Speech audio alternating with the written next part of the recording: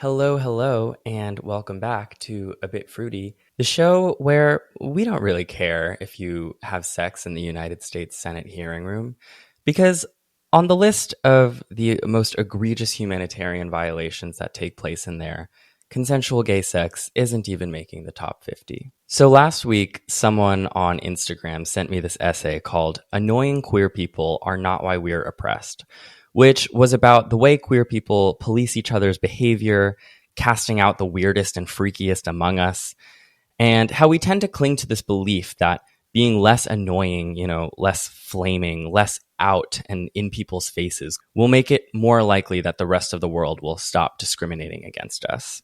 This mindset is one that I've at times adopted personally. It's one that I think about literally all the time. It's one that people online have used when they try to make the case that I and people like me are bad representations for the community because we're too flamboyant or something. And it's a topic, respectability politics, that I've wanted to dig into on this podcast since I started the show. So I reached out to the author, and today we are joined by Devin Price to talk about what it means to be the wrong type of queer person. Devin Price is an author of the books Unmasking Autism, Laziness Does Not Exist, and Unlearning Shame. Devin Price, welcome to the show, and thank you so much for being here. Hi, Matt. I'm so happy to have this conversation, and I'm so glad this is a problem that's been annoying other people as much as me. I want to start today's episode by showing you an image. This is a meme that circulates the internet kind of a lot, and it usually gets a lot of traction. In this case, it was tweeted recently by a cisgender white gay man named Tyler, who's a conservative influencer on Twitter. He wrote the caption, "Know the difference. We are not the same." And it's a picture where it's split into two sections. On the left, it says LGB, and on the right, it says TQIA+. And over the LGB part, there is a photo of the recently out gay football player, Carl Nassib. He's hot, hunky, white, all-American looking dude. And then over the TQIA+, it is a picture of Jeffrey Marsh, who is a queer TikTok influencer who makes these tender TikToks that appeal to young people who don't have accepting parents. And they are visibly androgynous, wearing a dress and eye makeup and have facial hair. The way that you're supposed to read this image, right, is LGB people are, normal, and we're football players and we can pass in society, and we don't, push anyone's buttons. And then the TQIA+ people are freaks, and we're flamboyant, and we're cross-dressing, and we're in your face. And there's an obvious connotation here with how you're meant to feel about each of these people. And so I want to get your reaction to this image. God, it reminds me of things that I used to hear as a millennial who was coming up during the gay marriage fights of the early 2000s. The things people would say about I don't care if you're gay as long as you don't shove it in my face. That kind of messaging that is so tired, and you'll still sometimes hear this idea that some people, just how they live and how they present is shoving it in your face in some way. Because when people say things like that, they see being queer as so other that it feels in their face for somebody to just live. It's just so tired, because the reason that we even have people who are the more respectable, straight-laced, seeming out queer people today is because of the people who are willing to be the bold ones to kind of be in people's faces, the Jeffrey Marshes of the world. Yeah, I mean, I skulk around conservative LGBT internet way more than I should, because it's a form of self-harm for me at a certain point. Something that happens a lot there is this revisionist history where people will say, the goal of the gay rights movement was to assimilate into society. And I'm which gay rights movement are we talking about? Not the one that I'm familiar with. It's totally ahistorical. So before Pride parades, before Stonewall, there were these events every year put together mostly by white cis gay men called the annual reminder parades.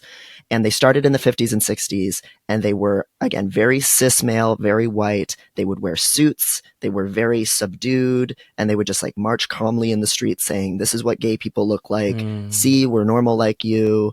Accept us." And it didn't do anything. It didn't score any political victories. It wasn't until Stonewall and fighting against the cops and this really diverse coalition of sex workers and trans people and queer people and homeless people all fighting the police that we actually started to see any kind of social gains. So when people regurgitate that same logic now, so many decades later, it's just really sad. How would you describe respectability politics? I would say that respectability politics is the idea that if, as a member of a marginalized group, if you would only act correctly, you would somehow win the approval of the majority and no longer be oppressed. That it's on you as the individual to just somehow be the perfect type of queer person, of person of color, whatever it is, to earn your right into assimilation. The definition, according to Wikipedia, is the assimilation of LGBT or otherwise marginalized people based on sexuality or transgender status into a hegemonic and heteronormative society. This can be achieved by downplaying stereotypes or behaviors associated with homosexuality, for example, cross-dressing or flamboyant dressing, public displays of same-sex affection, or participating in cisgender heterosexual institutions. And there is a version of respectability politics, I feel like, in every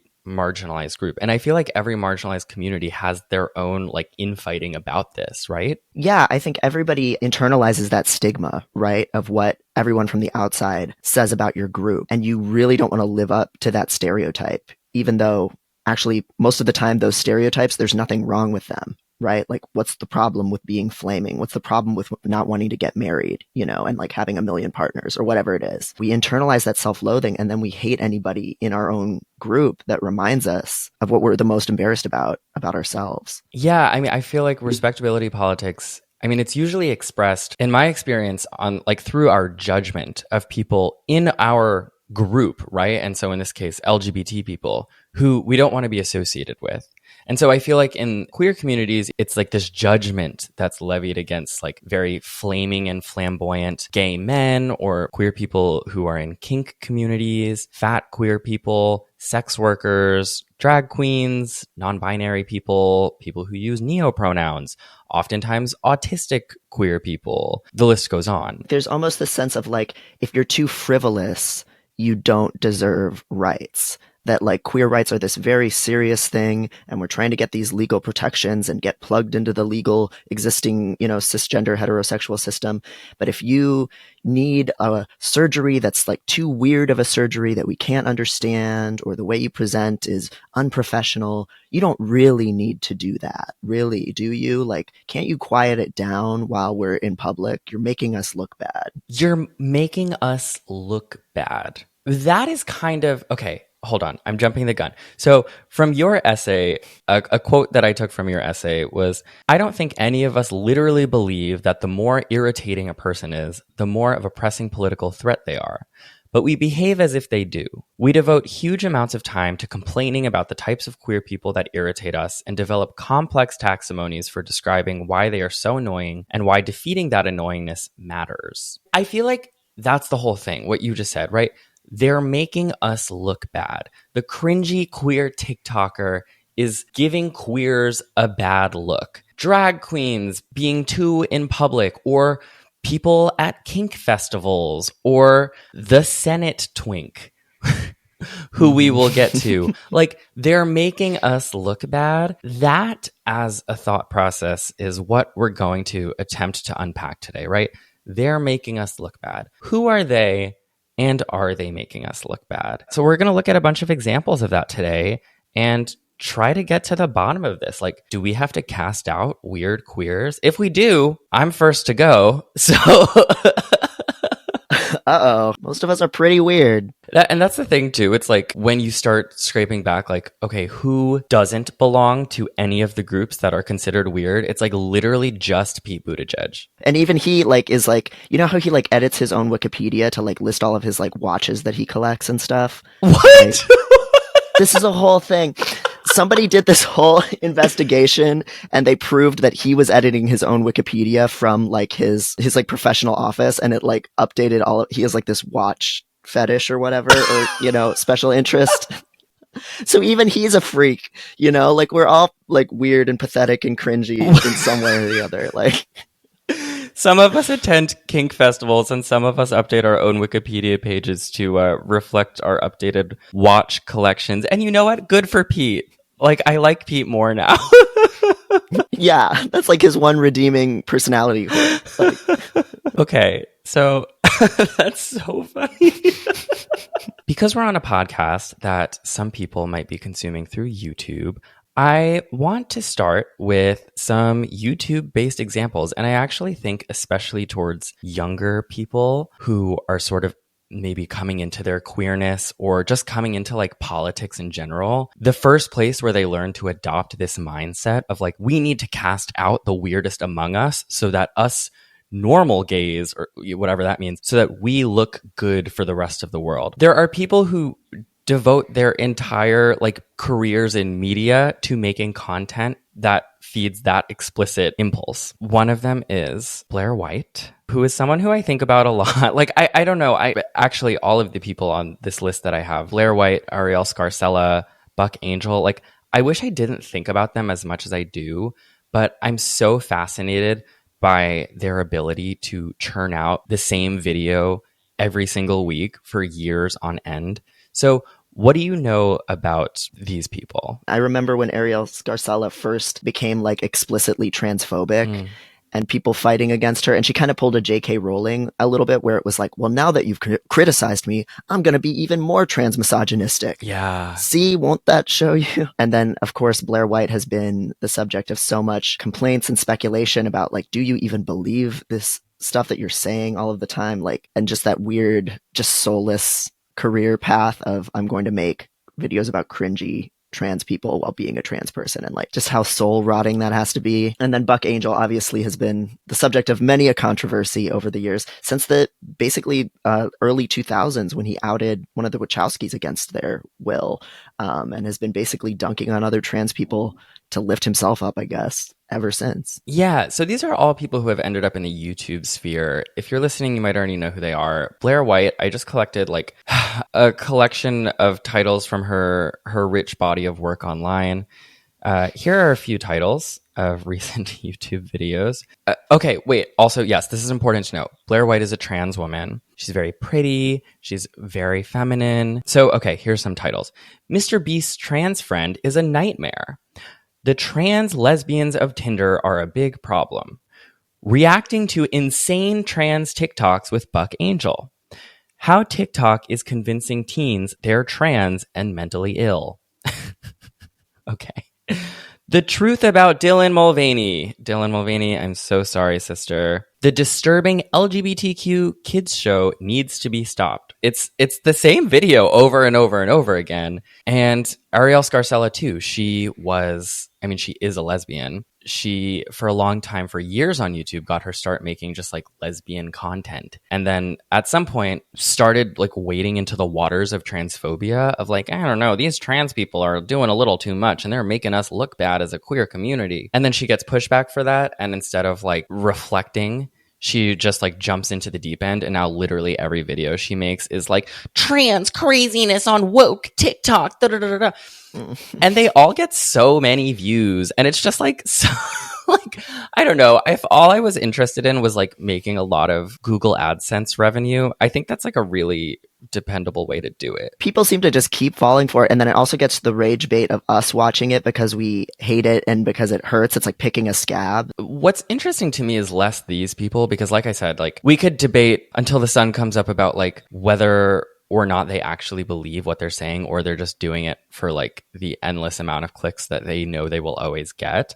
But what's interesting to me is like, I think the fact that people tune into this type of content and like all of the comment, I mean, there are thousands of comments on all of these videos being like, yeah, I can't believe that person really thinks they're trans when they're just a non-binary freak and da-da-da. And it's all of these people who are like inside the queer community who so consciously want to push themselves away from other people in the queer community by like becoming the bully. Kind of to one of your points, like a lot of kids watch this content, a lot of queer kids or people who are just questioning their identity or coming into themselves, newly out people.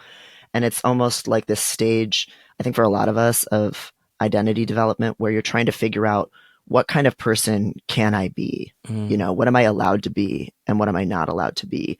And so a lot of really impressionable people or people who are in like a really vulnerable spot, they see this stuff and then they say, oh, I can't be like these blue haired pronoun users. Like that's become such a thing that people literally do actually make decisions about what they do with their hair and their body based on not wanting to seem like the wrong kind of queer person. And then, of course, conservatives lap it up too. And it's like when we have these conversations, we're doing the work of conservatives for them by saying more and more people are realizing they're trans online. Like the implication of that video is being trans is supposed to be weird and rare and there shouldn't be a lot of us. You know, that's like the unspoken premise of a lot of this stuff. Like these messages discourage more people from being queer. And it's like, why? We see this so much from inside of the queer community, right? Like this judgment calls made about who is really queer and who is not really queer. So many of these like Blair White, Buck Angel type videos, which we're going to get to him in a second. Buck, don't go anywhere.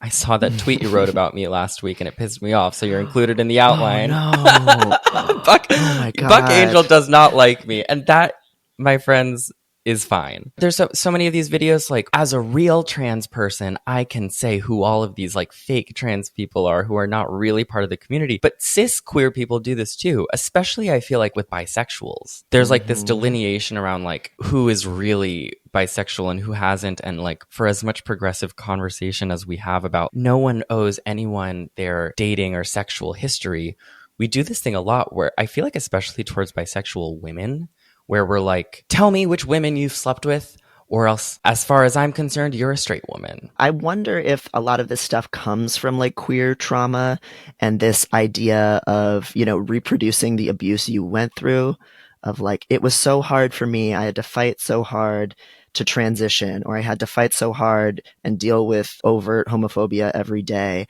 And so how dare you come waltzing in and you don't even want to get surgery, or you were in relationships where you were basically closeted. People didn't realize you were queer all your life. It must have been so easy for you. And now I'm going to like beat up on you, even though that's not actually the case, right? Where being closeted or not being seen for who you are, or not having the freedom to explore who you are, that itself is a very traumatic thing that I think all queer people undergo. We're all made to suppress ourselves.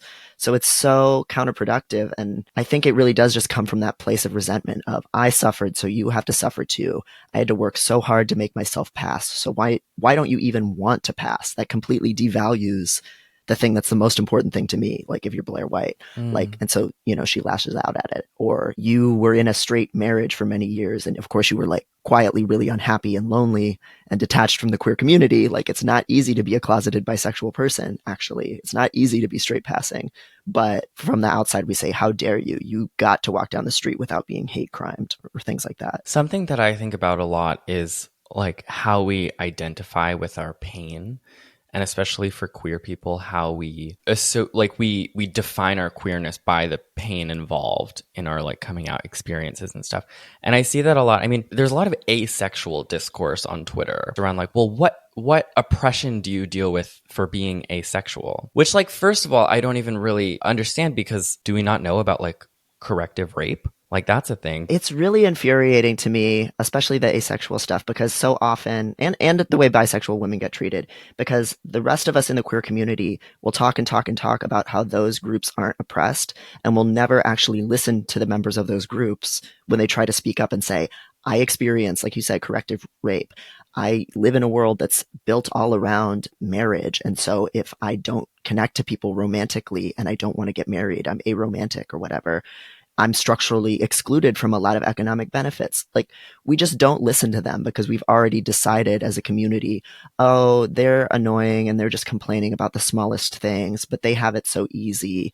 And I think it kind of still does come from, like, there's a tiny Blair White potentially in all of us, that The Blair White within. yes, yeah, you have to question the Blair White within, that and ask yourself, like, am I moralizing suffering? Like, do I think that my suffering makes me a better person? Mm. Because suffering doesn't make you a better person. It's just a horrible thing that happens to you, and it can rot inside of you and make you lash out at other people, or it can be something you choose to learn from and a reason to empathize with people whose struggle looks differently from your own. And again, I just keep coming back to that idea of, like, being erased and invisible and not even having the chance to figure out who you are because nobody around you's even heard of a demisexual before. That doesn't sound anything like privilege to me. Like, that sounds like the height of being disenfranchised, to not even know your own people or know that you can be who you are.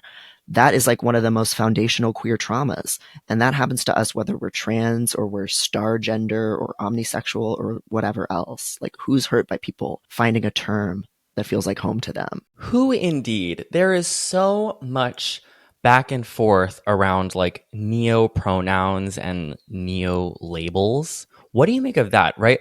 There are so many people being like, okay, well, I'm fine with like he, him, she, her, maybe they, them. But the second you start doing this like zir, them stuff or go by demisexual or, you know, any star gender or like all of these words, which I gotta be honest, I haven't heard of half of these. Sometimes, especially when like very young queer people on TikTok are describing their gender and pronouns, like I've never heard of them either.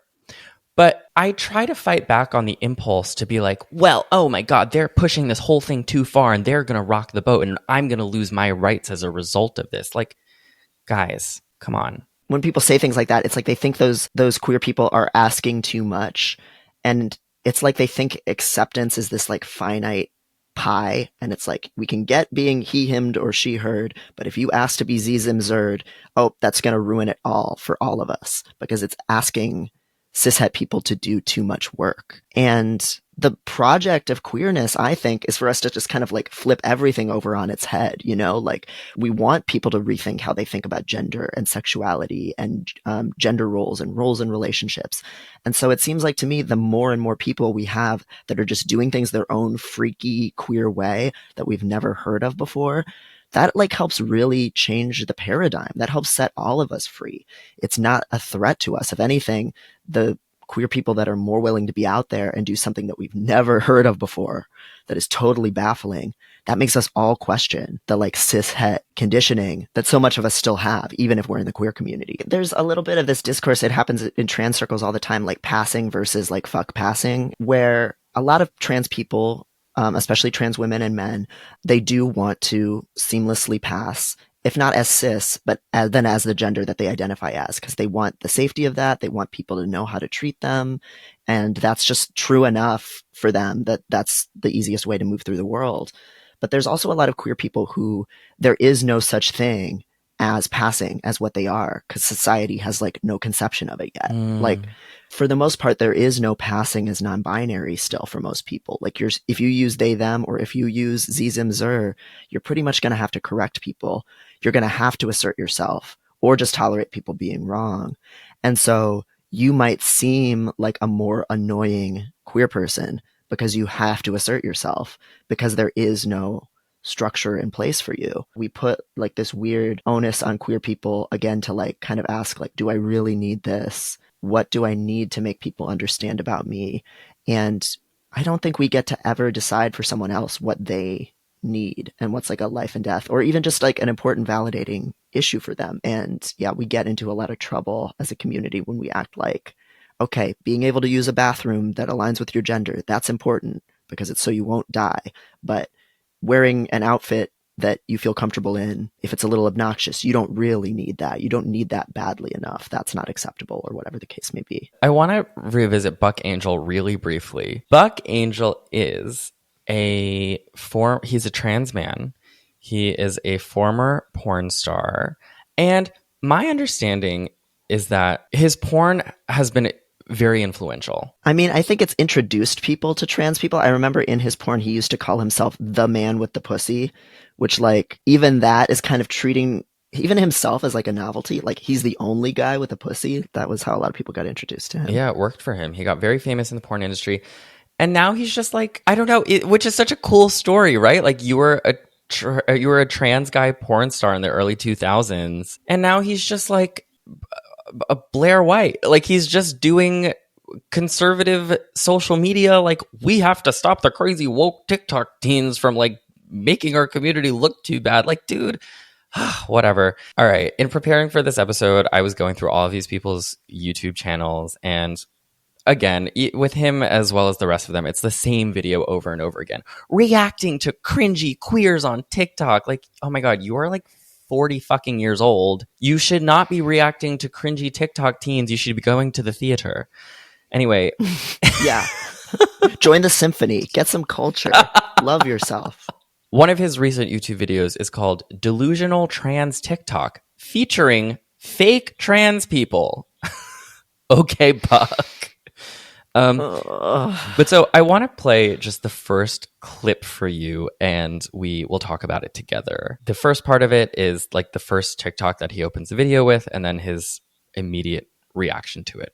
Being told that I can't identify as trans and also non-binary, being told that non-binary doesn't exist, being told that non-binary people are just ruining everything for trans people. Hey everybody, welcome back to my channel, and today I'm going to do some reactions on some weirdo TikToks. These people have lost their minds. It's so crazy. I mean, if you don't see mental illness, come on, man. We gotta really just get it together. These kids need help, but I'm going to laugh at them anyway. I don't care, because if you're stupid enough to put this on the internet, sorry, but you open the door for all of us to start making fun of you. Maybe if we make fun of you, you'll start to realize that whatever you think you're doing, it's actually damaging to you as well as to this community.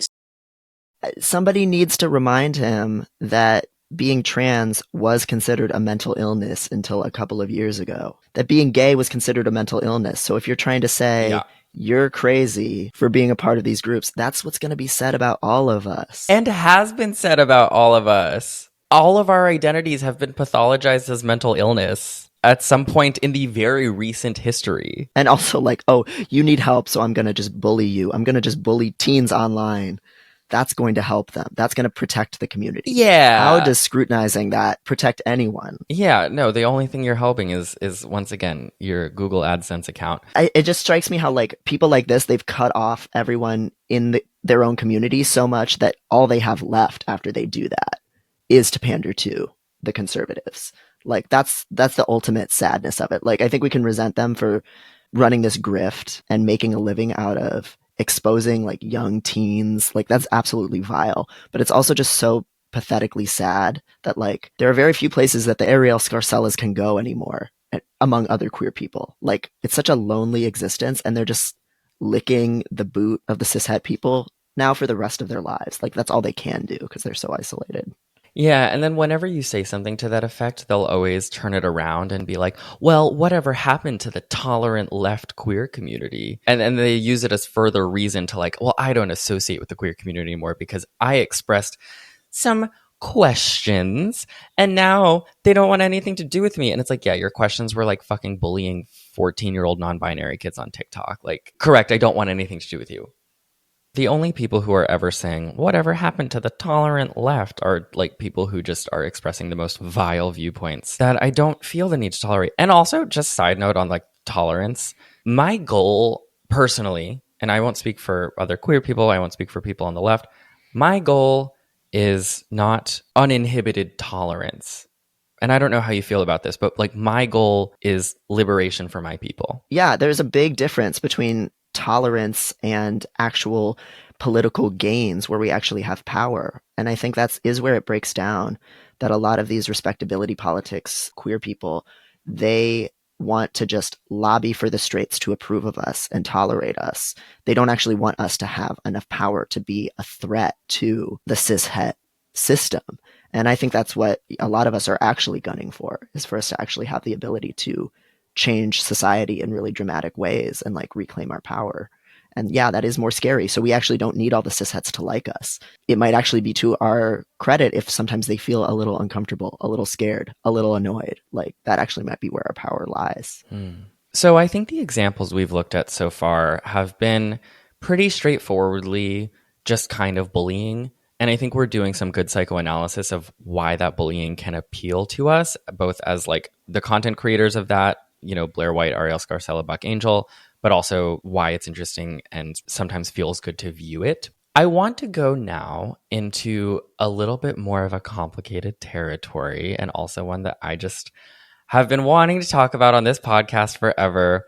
We've arrived, the Senate Twink. Devin, what do you know about the Senate Twink? I know that he got caught or like exposed for having sex in like Senate chambers. I think he's an intern for a senator.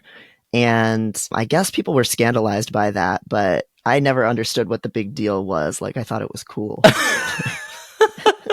I think more people should be having sex in federal buildings. In December, a few months ago, a video of this congressional staffer who's like a white gay twink in his 20s, soon to be known as the Senate Twink.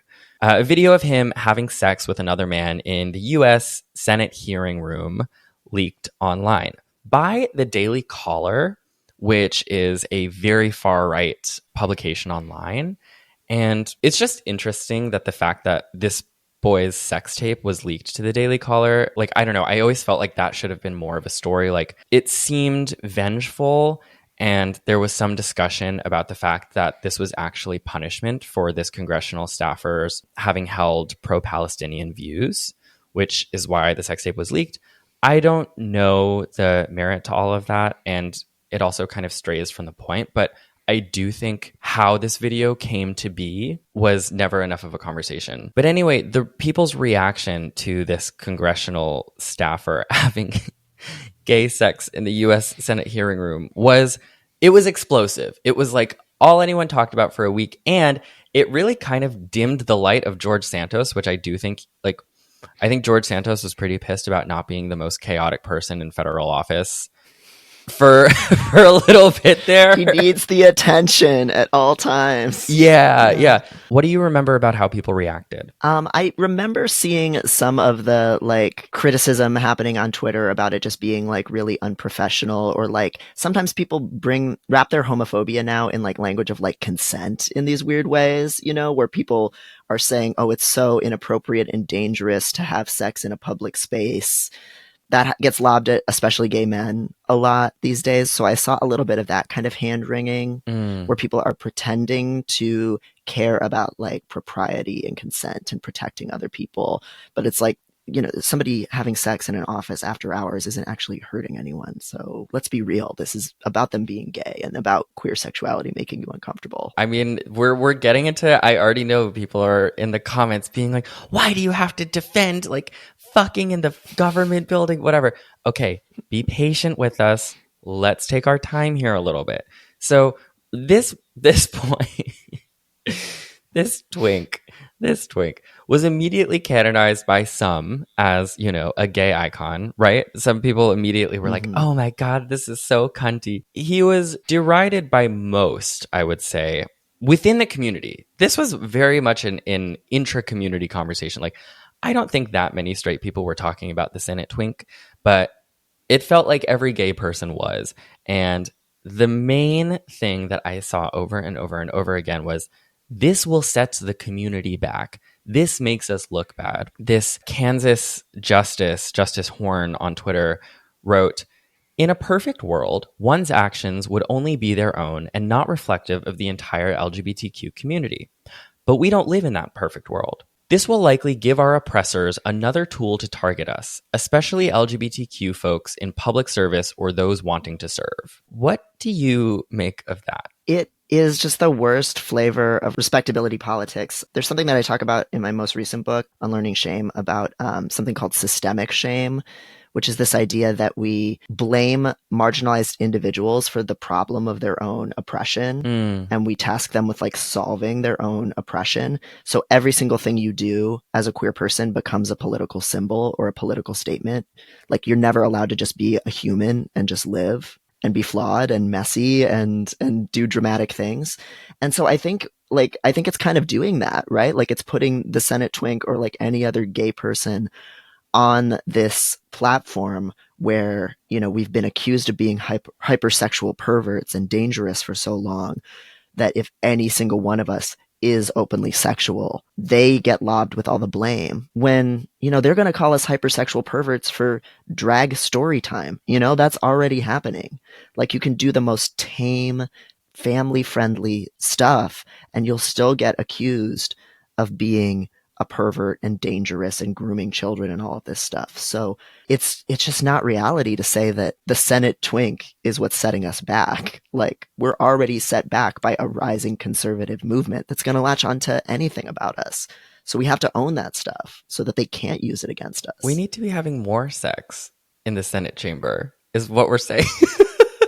I do, because I kind of think that because the Senate doesn't have any respect for our bodies and what we do with our bodies as queer people. They're trying to legislate away our rights to transition, to have birth control, to have queer sex, to have queer relationships. So if they don't show any respect for our bodies and our sexuality, why would we show any respect to them? Like, I think kind of defiling it with our sexuality and messiness is what they deserve. And I think it's like maybe saying somebody like fucking after hours isn't always a revolutionary act in their office, but I'm going to give it to him. Like, you know, if he wants to say it's a political statement, I think it's like, actually it is, but in like a like very transgressive revolutionary way. I think when you zoom out a little bit and you look at the bigger picture here, it's like two men were having consensual sex in the room where millions of people are regularly stripped of human rights. I'm not so offended by this. I'm just not. But there was so much of that hand-wringing, right? Like, what did Justice Horn write? This will likely give our oppressors another tool to target us. There are like over 400 anti-trans bills going through state and federal governments last year. They are cracking down on trans people's right to play sports, use bathrooms. I know people are eyeing marriage equality from the right. Discrimination against us socially has become so normalized in the last 2 years. It's like, what tool are we handing them? I don't think any conservatives are waiting for us to hand them a tool. I don't think anyone saw this happen and was like, yes, now my oppression of the gays is justified. Finally, I can begin to discriminate against him. Were Republicans on the precipice of being nicer to us? Yeah, like if the burden is every queer person needs to act exactly perfect and be in this somehow perfect line of like family friendly, but not so family friendly that they'll call you a groomer, you know, like, and do everything right. And that's the only way that we're going to have rights. That's impossible. And that's a burden that we can't put on a marginalized group. Like if you only think that a group can find liberation if everybody in that group is an angel, you don't actually believe in the liberation of that group. People need to have the right, like in disability justice, we talk about the right to make mistakes. Like if somebody is a human with full legal rights, they're allowed to be stupid and messy and impulsive and make mistakes, and they still have the same rights. Yeah, and I'm curious what you make. I'm returning to this tweet because it really did encapsulate so much of the discourse. I'm curious what you make of what he said. In a perfect world, one's actions would only be their own and not reflective of the entire community, but we don't live in a perfect world. How would you push back on this, like, okay, I wish we lived in a world where we could make mistakes, but we don't? I hate that logic that people often trot out of like, oh, sure, you know, I wish the world worked differently, but this is how the world works. And so you need to just, you know, deal with it.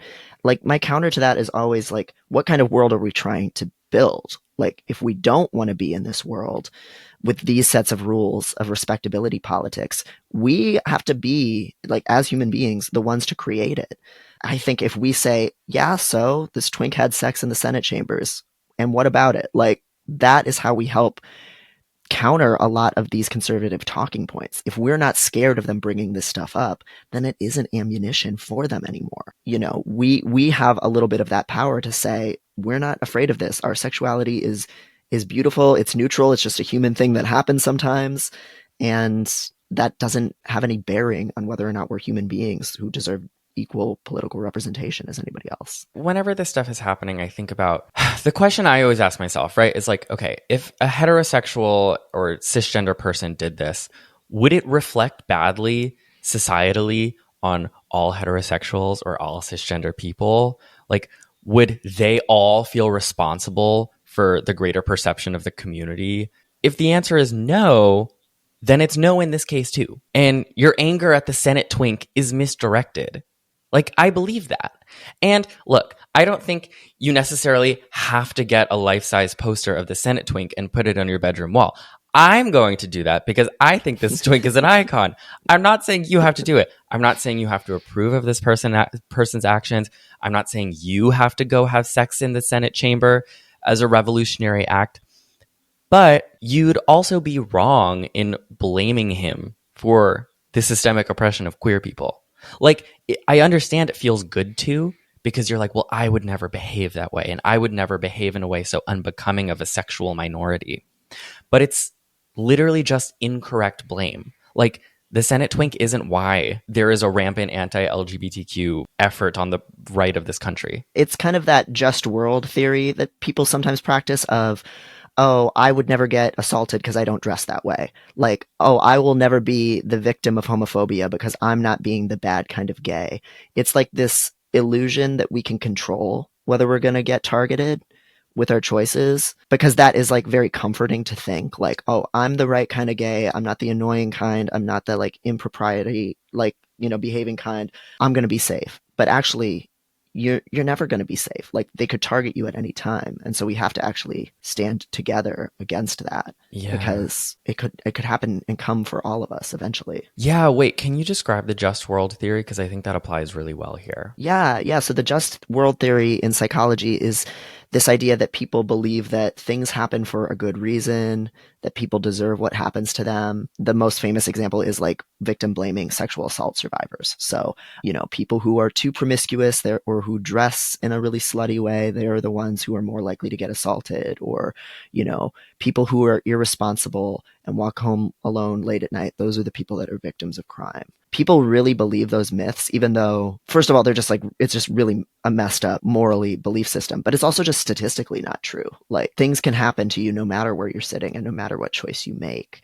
And even though it's comforting to say, I have control over what's going to happen to me and the world is just and right, I think if you're a marginalized person, you have to realize the world isn't just and right. Like, that's why we're fighting. Because it's not. I was reading back last night and getting ready for this episode some old discourse. I was dusting it off, some old Senate Twink discourse, going through the archives, and I found this really great post on Tumblr from Tumblr user Marissa Tomei. Of course, Tumblr user Marissa Tomei has a good take on this. They wrote, "There are rapists in the U.S. Supreme Court, and I'm supposed to clutch my pearls over two men having consensual sex in the Senate? Oh, heavens to Betsy. The first time sex acts have been committed in a government building. Are the shades of Congress to be thus polluted? But for the record, no amount of sanitizing your sex life or sanding down of your LGBT edges will make bigots accept you. So don't debase yourself by capitulating an inch to them, especially in ways that throw your fellow community members under the bus." That really resonated with me. Yeah, it's beautiful. There's nothing sacred about the Senate.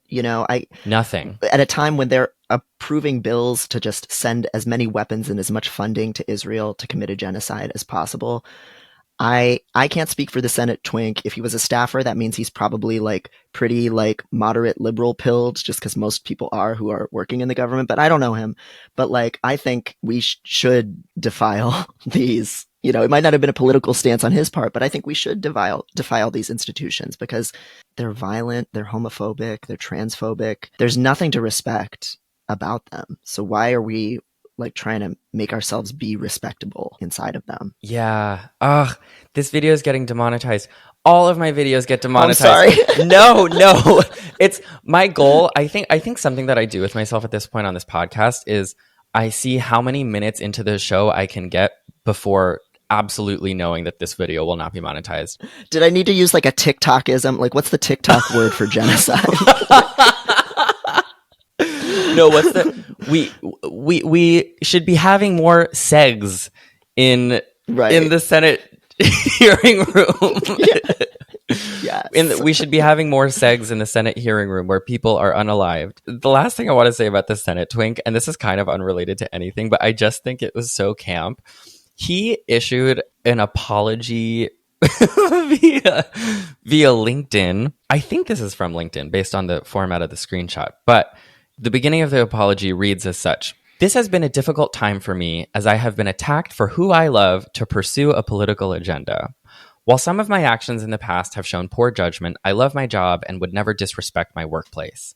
Any attempts to characterize my actions otherwise are fabricated, and I will be exploring what legal options are available to me in these matters.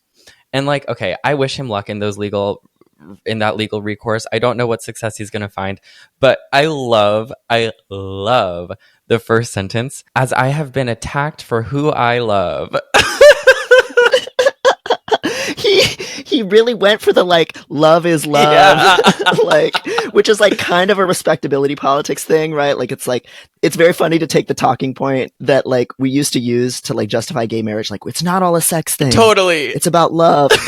He's like this is too also about love. Like I don't actually think this boy ever meant to be like I don't think this was like a politically revolutionary act for him. Like I think he just thought it was really hot, which I'm sure it was, and I'm happy for him in that. Like I think he was like, I just really want to get fucked in the Senate chamber.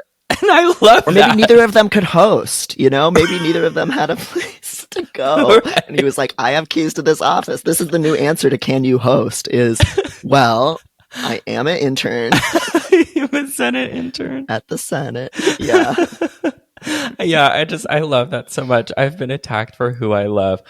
Oh, it's amazing. It's amazing. He walked it back with this like very beautiful, like Hillary Clinton love is love sort of thing. In staying on theme with like sexual and kink, what some people would like to be outcasts in the community and something that stirs discourse every single year, I want to talk a little bit about the Folsom Street Fair.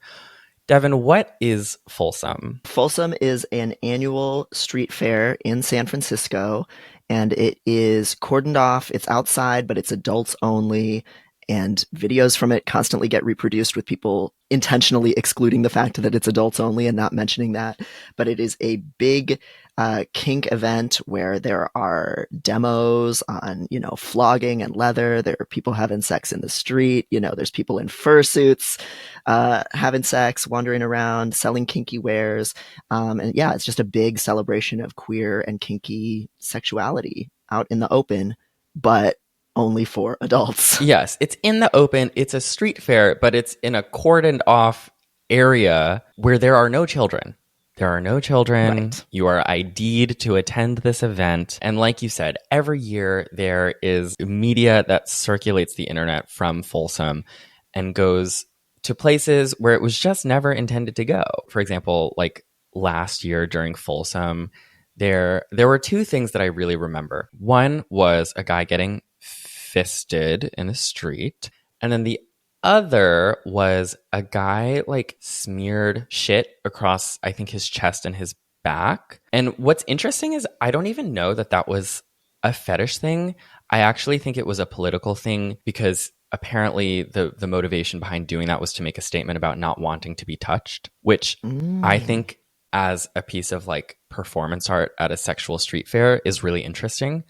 But both of these things went totally nuts on Twitter. There was so much discourse of like, especially from younger queer people, of like, how are we ever gonna stop the discrimination against us if this is how we behave? And then the second you say anything about like, well, this is sex negative, and you know, this is a conservative talking point, there is this very knee-jerk response of like, I'm conservative because I don't want people to smear shit on themselves in the street. You know, there's this very kind of like heated debate that takes place around how people are supposed to behave and like what constitutes a conservative talking point. I want to appeal to younger queer people here because I came out when I was 15, and I remember for the first at least like 4 years of my being out, I clung pretty tightly to this like, well, I'm not that type of gay sort of thing, which is amazing because now Fucking look at me.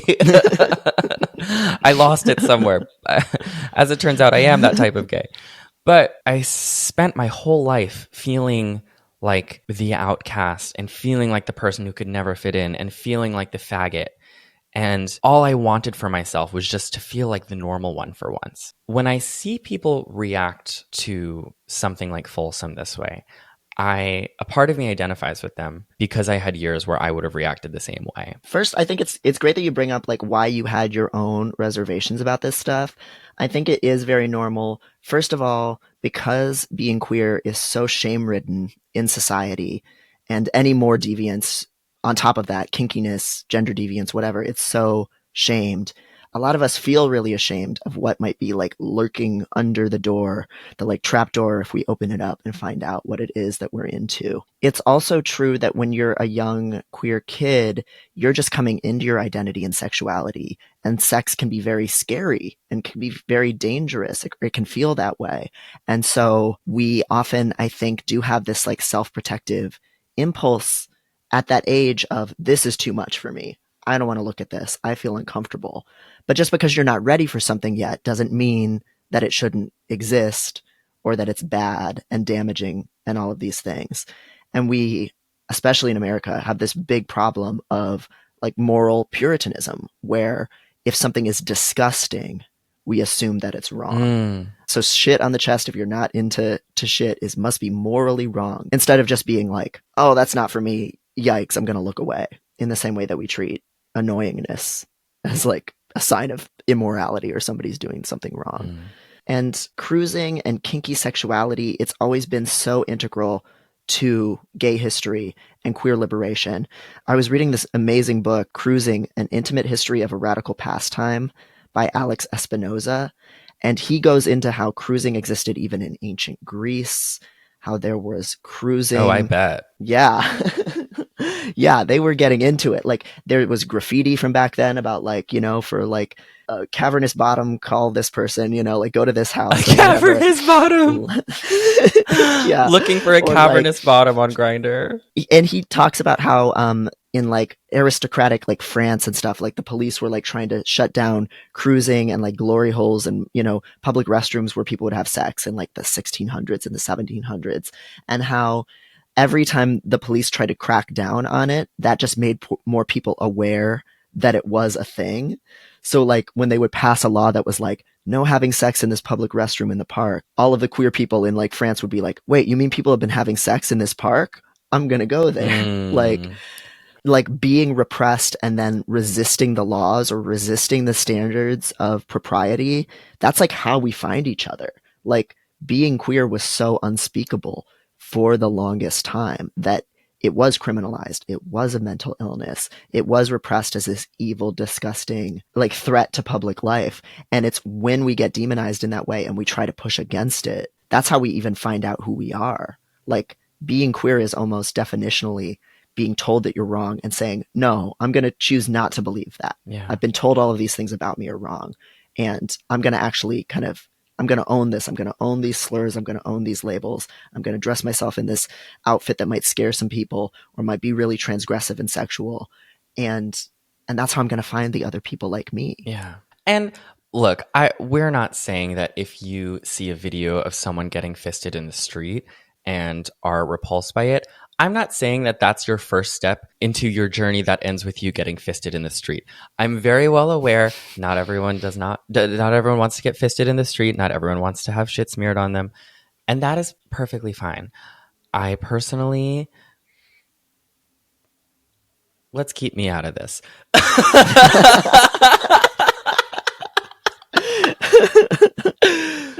But I think, and correct me if I'm wrong, Devin, but I think what we're getting at is like, you're being uncomfortable with something does not make it morally wrong and does not mean that it is harm. And it doesn't mean that it's being forced on you. It goes back to Ariel Scarcella. Like her first like transphobic videos were saying, people are trying to force me as a lesbian to have sex with people with a penis. It's that don't shove it in my face thing all over again. And somebody just being, in that case, a trans lesbian doesn't mean you're being forced to have sex with anybody. And consenting adults fisting each other or wearing a fursuit and having sex at an 18 plus event, again, isn't anybody forcing you to do anything you don't want to do. Like, you might feel scandalized, you might feel uncomfortable, you might want to look away and not be there. That's fine. It's okay to be a gay normie or whatever. It's okay to be vanilla. You can know? be Pete Buttigieg. Yes, you can. You can be the most boring dude in the world, and that's fine. You're still part of us. And like, I don't understand why that nuance is so hard for people. I feel like a lot of people just need to like take 5 deep breaths and say, okay, I'm not under attack right now. Yeah. Just because I'm uncomfortable. Yeah. And yeah, again, even if you're never going to be the person who wants to get fisted or like, you know, do suspension play or whatever, just ask yourself, what about myself am I ashamed of? What about me? What hidden things behind the trapdoors would other people look at me that way? Or I'm worried about people seeing me that way. And like, how can you give yourself some of that self-compassion and get over that a little bit? And then maybe you won't feel so threatened by other people being freaks and perverts and wild and annoying and whatever else it is. Yeah. And I mean, with this whole thing of like, oh, well, look at these videos of someone getting fisted in the street, like they're going to take our rights away because of this. Honey, they are taking our rights away. They're taking our rights away whether you give them a video of someone getting fisted in the street or not. Because you know what? If they don't have a video of someone getting fisted in the street, they just make shit up anyway. Like, the biggest things that right-wing media as a whole latched onto over the last couple of years aren't fulsome. They're not even the Senate Twink. They're like made up shit that libs of TikTok puts out about like random queer people just like existing in public teaching positions or whatever. They will find whatever they want to find in order to discriminate against us. It's not this just world theory. People who say this stuff, I wonder what they even want. Like, if Folsom, if an 18 plus cordoned off event isn't acceptable, then is like a private dungeon in somebody's house unacceptable? Like, again, I just remember like the early 2000s and just how overtly homophobic that era was as a queer teen at that time. And we're back there again, where like the people protesting at the pride parades back then, and I'm sure many places still are, they would have signs that would say things like, this is like one that I actually saw back in the day, eating shit is not a human right. Jesus. They were treating gay men having sex as if it was the most vile, fetishistic in their mind, right? Like, those things are linked. Like, that it was the same thing as the guy with the shit on his chest. Yeah. So if they already see that way, we have to stand with the dude with the shit on his chest, you know? Like, maybe we want to keep our distance scent-wise, but like, he's one of us. He's our dude. Like, if he's not free, we're not free. I want to give baby gays, as I've attempted to do throughout, you know, this conversation, just as much grace as possible, because I really understand why respectability politics, I understand why that's an attractive mindset, especially, you know, if you've lived your whole life in fear. And so I was like perusing Reddit and I found this person, Reddit user Lauren M., who wrote something that I thought really gave grace to this idea in a beautiful way. They wrote, "Making yourself smaller is a dysfunctional fear response that people cling to as a result of abuse in an effort to make the abuse stop. It doesn't work. It never has, and it never will. It is, in fact, just the victim perpetuating the abuse on themselves. All we have is each other. Don't let them use divide and conquer while dangling a reward you'll never get." I think that was really beautiful. That is beautiful. I love the last line. Like, the reward of cishet approval, it is not worth it. That's the kind of stuff that keeps us in the closet. We have to dream past that. I want to wrap up today's episode by reading a portion of an essay that I clipped together from Tumblr. It's by a Tumblr user called VA Spider. And this essay went viral some time ago when it was published. It's called "Pete Buttigieg is Just a Faggot." So here it is. Pete Buttigieg is just a faggot. It's very important to me that younger queers understand this. To the people who you're trying to be more respectable for when you say things like neo-pronouns set the trans movement back, or you're why the cis-hets don't accept us, or including asexuals or bi people with the wrong kinds of partners, or non-binary people, or kinksters, or non-passing trans people, or furries, or polyamorous people just hurts us. Can't you wait until we get all of our rights before we talk about some of yours? To those people, Pete Buttigieg is just a fag. On Sunday night at Pride Northwest, some kids, late teens, early 20s, asked us what our "I survived Reagan for this" button meant. All of the queer adults at the tables making up our ad hoc counter looked at each other and sighed a little. Emmett and another adult started to explain the way the Reagan administration handled, or didn't handle, the beginning of the AIDS crisis. How many people died, how much we were ignored, the Ashes action, the Time magazine article which explicitly blamed bisexual men for passing the pandemic to the cishet community, playing on all the worst stereotypical bullshit. The way that even when the CDC started paying attention, they were so focused on gay men that they ignored AIDS in the lesbian community, leading to the, quote, women don't get AIDS, they just die from it poster, and so on. That's what I need you to understand. The people for whom you are folding yourself into smaller and smaller boxes will never see you as anything but a freak, a queer, a fag. Never. These are the people who will stand by and let you wither away and die alone, gasping for breath in a cinderblock room, and not even claim your ashes, and they will say you deserve it because of your lifestyle. If they speak of you at all, it will be by the wrong name with the pictures you hate the most. They will curse at your lover, throw him out of the home you shared, and steal the gift you gave last Christmas to throw it in the trash just so he can't have it, and they'll say Jesus loves you while you do it. They'll feel good and righteous and blessed and holy and pure for doing it. And for them, you spit in the eye of your sister. For them, you disavow your sibling. For their sake, you trim away bits of your heart and lace yourself up tight. Never too loud, never too queer, never inconvenient or embarrassing, never asking for too much. Pete Buttigieg is what happens when your boomer dad turns out gay. Middle America. Parents still married. Suburban sprouted. Valedictorian. Harvard educated. Rhodes Scholarship. Military service. More power to him. I hope he and Chasten are very happy together. Genuinely, I do. You couldn't create a more respectable gay if you grew one in a lab run by concerned voter focus groups. But Pete Buttigieg is just a fag. That's the part you don't seem to get. When they abandoned us, they abandoned all of us.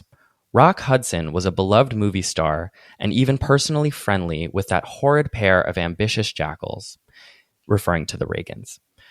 Nancy Reagan refused to help him get into the only place in the world that could treat him at the time, and he died. It was 1985, 4 years after the CDC first released papers on what would eventually become known as HIV/AIDS, and 7 years after the first known death from an infection from HIV-2. Reagan hadn't even said the word AIDS by the time Hudson died. I need you to understand that if Pete Buttigieg is just a fag, if that human embodiment of a Wonder Bread, mayo, and Oscar Mayer bologna sandwich is not respectable enough for them, and he's not, then the rest of us have absolutely no hope of measuring up. Not even if we trim away every colorful, beautiful piece of our community. Not even if the Sisters of Perpetual Indulgence vanish into the ether. Not even if we sacrifice the 5 elements of Vogue on the altar of white supremacist, cis-het middle-class conformity. We can't trim ourselves down to something they'll accept. The only other option is radical acceptance of our queer selves. The only other option is solidarity. The only other option is for fats and femme queens and drags and kinksters and queers and zine writers and sex workers and furries and addicts and kids and the ones who can look us in the eye and see all of us to say we're here, we're queer, get used to it, just the way we did 30 years ago. It's revolutionary, complete, and total acceptance of our entire community, not just the ones the cishets can pretend to be comfortable with as long as we don't challenge them too much. Or it's conceding the shoreline inch by inch to the rising waters of fascism until we've got nowhere left to stand and some of us start drowning. That's it. Either it's all of us or it's none of us, because if we leave the answer up to the Reagans of the world, and all the people who enabled him in the name of lower taxes and Democrats who wring their hands, weeping, oh, I don't agree with it, but we'll lose the election if we fight it right now. The answer is none of us. The brunch gays can come too, I guess. I thought that was fantastic. It's beautiful. It nails it. Fighting for acceptance in a unacceptable system isn't going to get us free. Devin, thank you so much for being here today and for shedding your light on this conversation. Yeah, thank you for having me, Matt. It's so nice to just be able to talk about this stuff. Yeah, this discourse about who's the acceptable target and who's the problem within our own community, it saps so much of our energy that we could expend on fighting our common actual enemy. And so I think it's really important to talk about. Where can people find you? Where can people support your work? Yeah, probably the best place is my Substack. So drdevonprice.substack.com. That's where you'll find the piece on annoying queers that we've been talking about. And that's everything on there is totally free. So lots of queer culture writing, as well as neurodiversity stuff. And if you want to support him monetarily, he has books. Yes. Buy those. Yes, I have books about autism, books about shame, Buy those books. books about laziness. Yeah, all the unrespectable things. You got to promote your books. Do what your publicist is telling you to do. Yes. Yeah. Well, thank you. Yes. Those are also out there. Thank you so much for joining us today. If you liked the episode, if you took something from it, if you found it maybe challenging to your own psyche, then I'm glad. And maybe feel free to share it with someone who might take something from it too. Until next time, I love you so much and stay fruity. We did it. We did it. Okay, I'm going to stop the recording.